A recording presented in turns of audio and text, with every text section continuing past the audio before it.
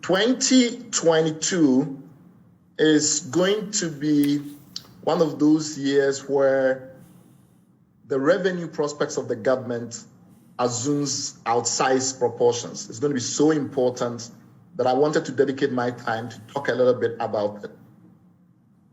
I'm having a bit of a challenge with my screen, but it's worked momentarily.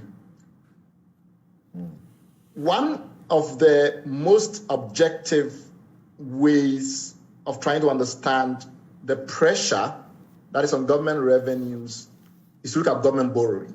Every serious government borrows, and in the course of doing that, those that have access to international markets borrow internationally. And if you borrow internationally, you are exposed to a wide range of investors who are therefore able to measure the fundamentals in your economy and determine whether or not you are credit worthy. So that's a very important point. If your country is credit worthy, investors will typically charge you less to lend to you. If you're not credit worthy, they charge you more. So one of the most objective ways of determining whether your country is credit worthy is often to look at how much investors will charge you in order to lend to you. And we've seen over the last couple of months seriously worsening perceptions from investors around the world about Ghana's credit worthiness. I'm showing you two graphs that I pick up from Fitch and Bloomberg. That one of them suggesting that Ghana's bonds were the worst performing towards the last quarter of last year. So this has been quite a while coming. And we are grouped in, with the likes of Lebanon, which is almost effectively insolvent at this stage, technically in some respects. Tunisia, which is seeing a serious headwinds, Ethiopia, which is in war, etc. We've also seen, though, that long before this recent crisis, investors generally, if you look at the left graph, have been charging Ghana more to lend to Ghana. So a lot of the time we talk about oversubscription and things like that, we are forgetting the fact that part of the reason why there's demand for Ghana's issues is because when we issue, we pay a lot.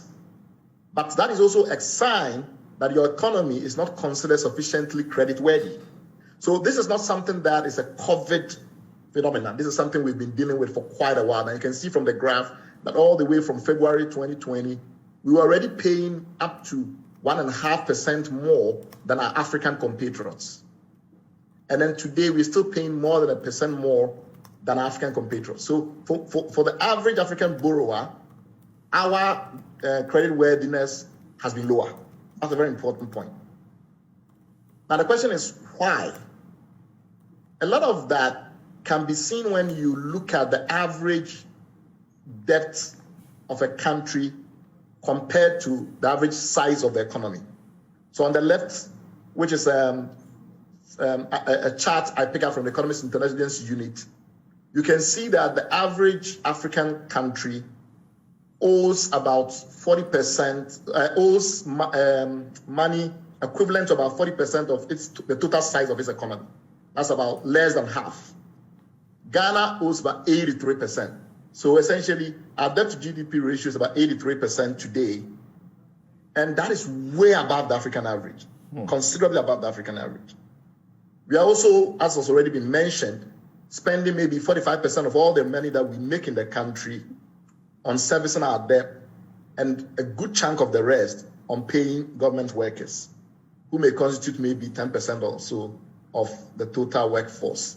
So when you add all of it together and you add the statutory payments that government has to make, where government has very little discretion, just has to make those payments. Almost everything else that you hear the government promising around, they literally have to go and borrow and do. That is quite critical. So this was the context in which yesterday, Fitch, one of the three main ratings agencies, decided to downgrade Ghana to B- from B, and then on top of that, revise the outlook to negative, meaning that if things don't change, they intend to downgrade Ghana further. What does that really mean? This is a simple chart that gives you an idea of how typically you rate a borrower internationally. In this case, I'm talking about sovereign ratings particularly, but let's not delve into that yet. All I'm saying is that typically you rate a country whether or not it's creditworthy using this set of ratings. So the most creditworthy countries are AAA. In the case of Fitch, Standard & Poor's, and Moodys, which are the three biggest global rating agencies. And then if you are in distress, that means that you are completely bankrupt or insolvent, you can't pay your debts, you get a D rating. Now, more or less, there are very few countries that are in this D rating category, and only about 11 countries are in this C rating. So when we say we are B minus in Fitch, we are just one step from being considered almost in default because we have substantial risks to our economy. So we've moved to B minus, but if they say the outlook is negative, then it means that if we don't change certain things, we could literally drop into the substantial risks area because we are now on the very speculative credit rating band. So in essence, the B minus rating with a negative outlook shows that we are really, really close to the level where if we don't pay attention to our fiscal dynamics, we could go into default. What is more fascinating is that usually Fitch, if you look at the numbers very carefully, has been generally, I'll not say lax, but they've been generally less strict on Ghana compared to some of the other agencies. Moodys has left us at B3 for quite a while. Generally, Fitch has been, and this graph, what this graph shows you is that if you compare how costly our our borrowings are, which gives you an indication of how investors perceive our creditworthiness, and you consider the actual ratings we get, you see a significant gap, meaning that if you were to be less charitable, we should have been in that B minus rating longer. This is from 2016, but we were still in B rating. Now, what makes this particular situation interesting is that Fitch has never rated us B minus since it started rating us in December 2003. This is the first time it's ever done that, with a negative outlook on top of that. Only two other countries that were our peers, our B minus peers, have had their outlook revised to negative by Fitch. Essentially, El Salvador and Tunisia. So this is not a company you want to be in. We've only had this instance twice by another ratings agencies, Moodys, in our history. And this is a history that dates back to 2003 when we had our first sovereign rating, following on from Senegal, which was the first country in Africa to actually acquire one. The government of Ghana, when we talk to them and when they talk to the public, tries to explain this reason why we are where we are, primarily around the fact that given the size of our economy, not enough people pay tax. Well, that may well be true, but the question is in comparison to whom or to what or to where. I mean, if the fact of the matter was that most other countries suffer similar problems, then we wouldn't have a discussion. So normally they will show you a graph like this or a chart like this that would suggest that Ghana is well below the African average. This is from 2018, but recent numbers are not that different. Ghana is well below the African average of around 16%. Sub-Saharan average right now is around 15-point-something%. And Ghana is today around 15%, but at that time 14%. So in essence, we are below the African average. When you take the size of our economy and how much tax we're raking, we are below the African average. That's usually how the government explains why it needs stronger revenue measures. So as far as the government is concerned, it's a problem of tax collection. It's primarily how it's not collecting enough taxes from people who can afford to pay. The problem is that when you look at that chart very carefully, you will see that there are some countries that are clustered with us. Cote d'Ivoire, Botswana, Uganda, Madagascar, Congo, DRC, Equatorial Guinea, Nigeria. So for instance, Nigeria takes about only 6% of its GDP equivalent in taxes. We are several times better than Nigeria in that regard. So the question you have to ask yourself is, what is it about those countries where apparently the government is not able to collect enough taxes compared to its GDP that enables you to kind of draw some objective conclusions? And the one thing that is similar among all of them is that they have high dependency on natural resources. Their major commodity exporters. And where that features in, typically you have lower tax collection because of the nature of extractive industries. The nature of those industries are such that they are not as taxable, but that does not mean, therefore, that they don't contribute to GDP in other ways. So they may multiply GDP and not necessarily give you enough tax. So it's a trade-off. And that is why when you look critically at the countries that have very significant contributions to GDP from mining and quarrying and oil and other factors, Ghana is very high up there. So it is not surprising. Then you say, well, is this a peculiar African issue? And the answer is actually no. If you go around the world, you see similar dynamics. Australia is one of the richest countries in natural resources. And you find out that in Australia, their tax take compared to GDP is about 24%. Whereas in France, it can go as high as 45%. So you see clearly that, and even if you take economies that are very similar, very close to each other, say in Scandinavia, you find that Norway gets about 25% tax to GDP ratio, Denmark hitting 48%. These are very similar countries in almost every other respect. The only difference is that Norway is very rich in natural resources, and the taxation effect of natural resources have a certain character. The other point is also that we have to look at the way that our tax structure, so I'm looking into administration and structure and saying that it's not just about collection. We have a huge emphasis on VAT collection. We don't do social security taxes a lot because of the nature of our employment. Not too many people are employed in a way that you can tax them on social security. And for that reason, and the fact that our VAT also tends to be inefficient compared to other countries, even within Africa. So you can see Ghana somewhere there in terms of VAT tax gap. You will have issues with the tax take compared to GDP. It doesn't necessarily mean that you're not collecting as efficiently as you could. It could also mean the way in which the tax composition has an effect.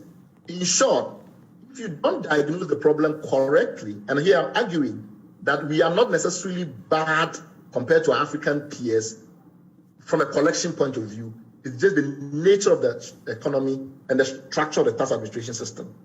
And if that is the diagnosis, and if therefore the government's usual diagnosis is not correct, my argument is you may find out that some of the measures that you then propose are not as effective as you thought they would be.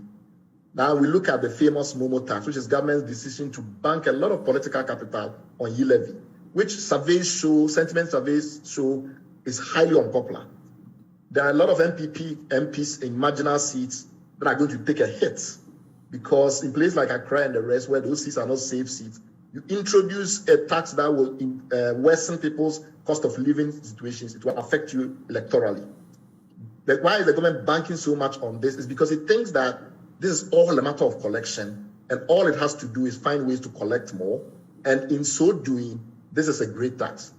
Our analysis suggests that, well, it may not make that much money from the tax. So the $1.15 billion may not come due to behavioral changes that will occasion as a result of the tax, and we've seen it elsewhere.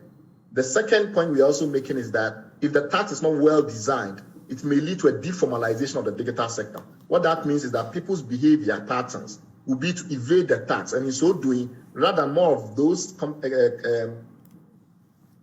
young entrepreneurs selling on Instagram and social media and elsewhere, joining the formal sector, they may actually leave the formal sector because they are trying to hide from Momo tax, etc.